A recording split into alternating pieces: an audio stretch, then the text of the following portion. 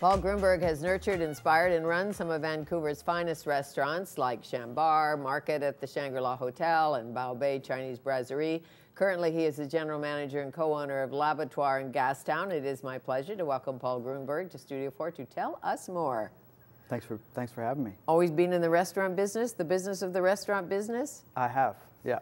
I've been in the restaurant business since I've been about 17, 16. Really? Yeah. Dishwasher?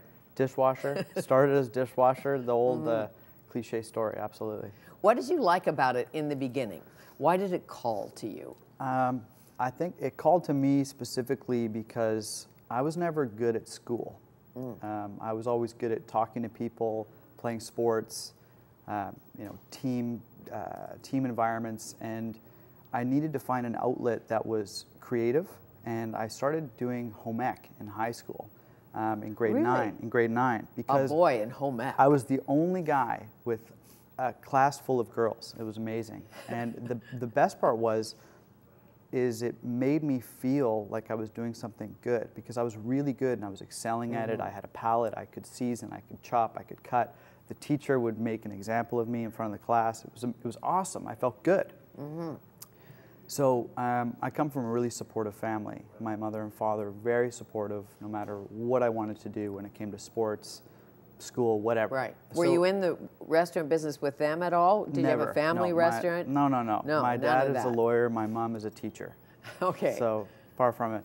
My mom, at a young age, she was a teacher and in social work, so she was really honed in on people, obviously. She saw that I was excelling in home ec, and she's like, well, maybe there's something here. So, I finished high school, worked in a kitchen in grade 11 as a dishwasher, and then it just happened. Did that for a few years and decided to go to hotel school. Where'd you go? I went to Camosun College in Victoria. Good college.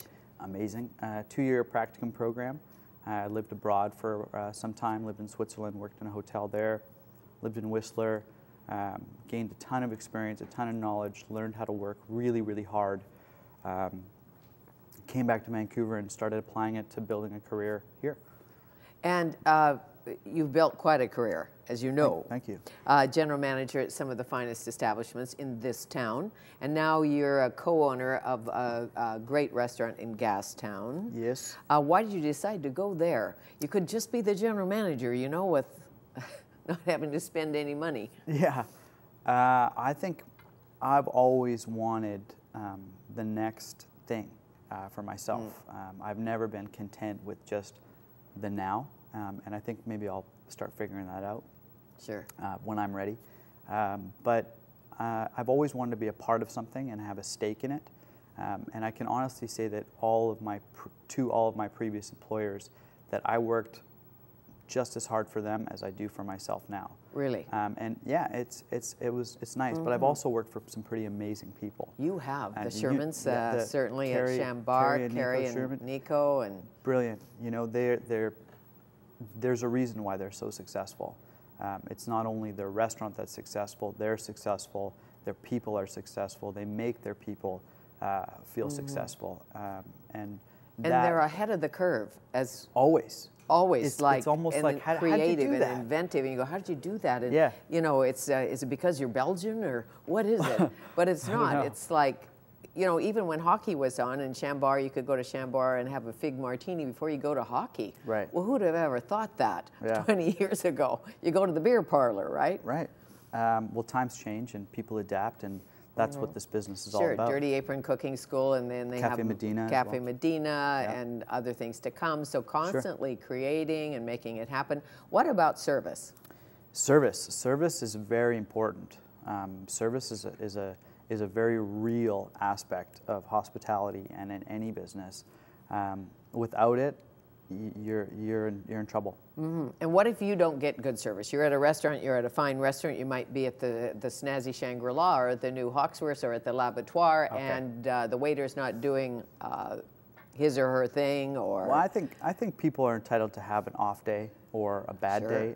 I don't necessarily feel that it should be brought into the workplace unless there's something serious, and in that case, then you need to speak with your boss and say, look, I can't come into work today, and Right. your boss has got to say, okay, Sure. that's your right as an employee. Right, but as the diner, so As you the get diner, you get a hair in your eggs binny. then it's got to be treated, with care and with respect to the diner, and they have to know that, if there's something wrong with my food or if there's something wrong with my drink, it needs to be rectified quickly Sure. and efficiently. Right? Well, you watch people take it out on the waiter, but the waiter didn't make the food. No. The chef made the food. But and if it's cold, perhaps it was left too long. Maybe that's the waiter's fault. So how do you do the math? Well, the waiter, the server, the associate, whatever you want to call it, has to feel like they can solve the problem. Right. They need to be empowered by their boss, by their chef, to say, you know what, I'm really sorry.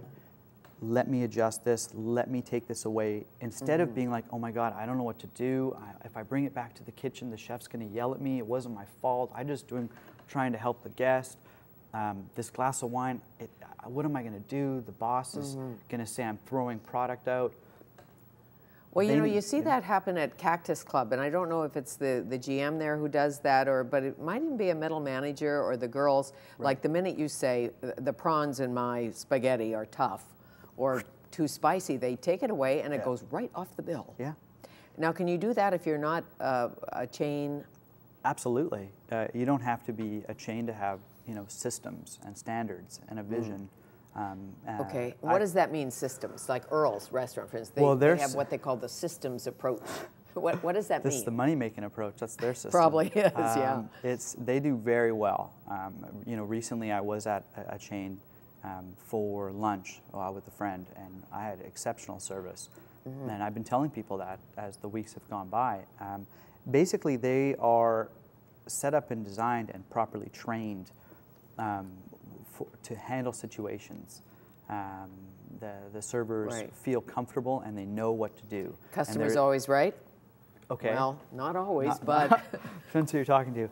But things are set up in place, and I think that's where a lot of independent restaurants can fall short, is that they rely too much on the product to speak for itself, whereas if they don't train and give a proper guidance to the servers and the cooks, the product can only go so far. Sure. It can only leave the kitchen.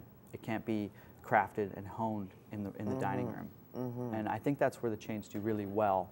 And I would like to see more independent restaurants taking that same approach as to really empowering their staff to understand what it is they're trying to create and how to sort of nurture it in the dining room. And if there's a problem, this is how you take care of it, and just to really, really understand what the vision of the chef and the owner are. Okay, and let's go back to the bones of l'abattoir when we come back, like how it started, why it works, all of the above. And I know you consulted on Bao Bei, yes, the Chinese brasserie, so we'll talk about that too. Like, where do you start, where's the middle, and where's the end? Sounds good. Maybe there'll never be an end, hopefully. Thanks. Paul Grunberg, our guest. We'll come back.